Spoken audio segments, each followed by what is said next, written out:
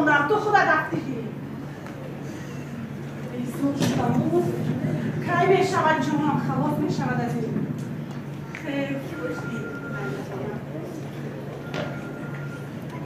خیلی کنه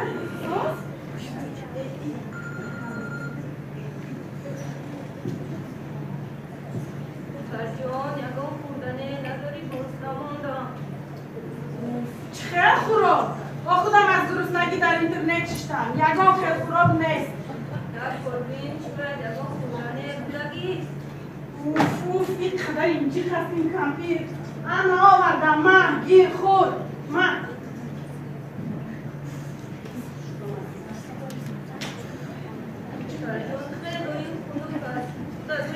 سلامتی هم بد است چیزی که دادن خوردن گیر باز از زمینش هم نمانی اوف من بیزار شدم از این زندگی من دیگر با این کمپیر زندگی کردن نمیتوانم آقا مراد تو در کجایی؟ از زود بیا بفهمی خودت بفهمی بیا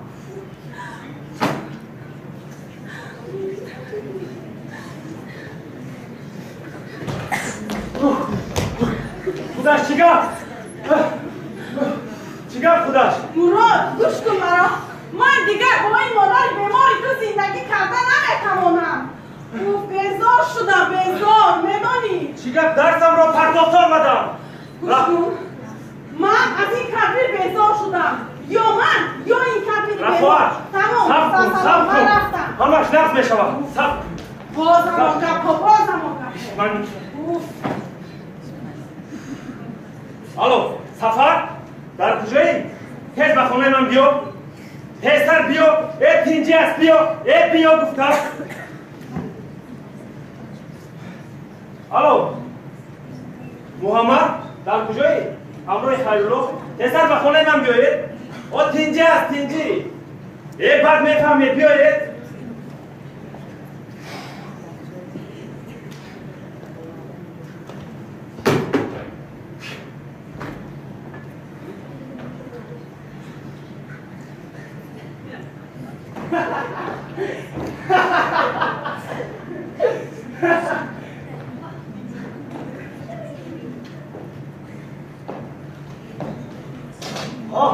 خدا شکر دهانتون ناکتیم سلام همونجور خدا شکر گوش کنید بچه ها این خیلی نمیشود این کس تنها مادر من نیست مادر شما هم میشود من شما را برای آن جمع کردم که مادرتون را گرفته برید آخر مگر دل من تاون است مگر مامو جان آخر میدانی من نمیتونم من خودم مثل یک کشمکش‌ها زندگی دارم امروز در یک جا و روز دیگر در جای دیگر بعد اینش که من این کمپیر بیمار رو چه در پوشتم گردوندگیرم نه نمیشود گوش کن بیا خیلی برد خونه حاضری دارد مخلط همه که من خودم مایو چیخل میتونم کمپیر بیمار رو با خود برم و نگاه میکنم نه نمیشود آخری ایستا گوش کن خودت نمیتوانی زنتان میتوانند نگاه کنند میانش نمیشکنند حوصله با من مشغول شود او با کودکانم مشغول شود او بیچاره عذاب میکشد آخری نه نمیشود من این کمپیر رو نمیبرم منم علی خوب برم من نمیتوانم چخیل من تنها در شهر دو حجره دارم یک تاش خودم زندگی میکنم در دیگرش باشد فرزندانم مادر بیمار است ای در شهر عذاب میکشد من نمیتوانم بگذار منم محمد جان شرایطش خوب است برای چی من میبودم؟ برای چی من؟ بدونید من یک فوجی امروز اینجا فردا خارجه و من این کمپین رو با خودم گردونده نمیتوانم من باوده نمیگیرم بله شوهری من راست میگوید ما هر روز در سیر و سیاحته امروز دوبای پگاه ترکیه خلاصه هر روز در سیر و گشته آخر کدام ابله سیر و سیاحت را پرتافته آمده این کمپیر بیماری فرسوده را نگاه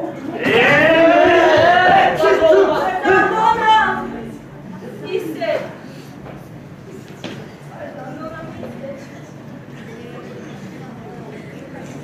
جنجال نکنید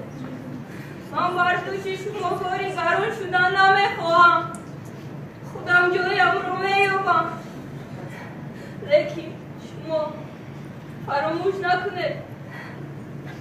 زمان جنگ بود مردم نانی خوردن نداشت پدرتون به جنگ رفت و دیگر بر نگشت مرا خش و تبار میگفتم فرزندانت رو به خونه یتیمان سپرد زیرا برایت خیلی مشکل خواهد بود اما من که شما فرزندانم را از جانم زیاد دوست می داشتم با عذاب و مشقت‌های زیاد کلام کردم عجیب است مردم یک مادر 5 فرزند را مبایه رساند و نگاه و بین کرده تواند و 5 فرزند یک مادر را نه مادر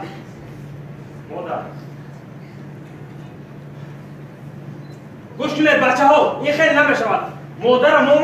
مادرمون رو هممون با نفت نگاه بین بکنید با سرکشیم من نمیتونم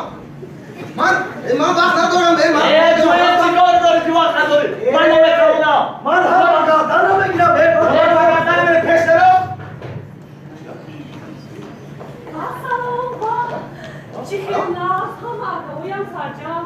من فکر کردم که مادر جانم رو اولی شده من تبریک میکنم چی؟ شما مگر فراموش کردید؟ امروز مادر جانی ما زادروز دارن مادر جان زادروز میخورن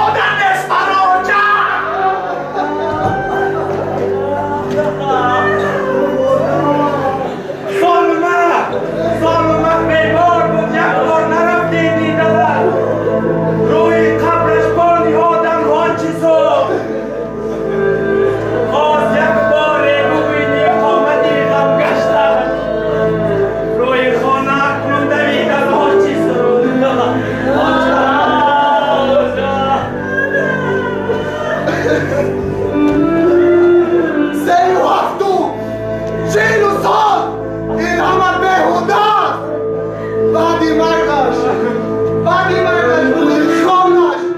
بانکو شدن ها چیزو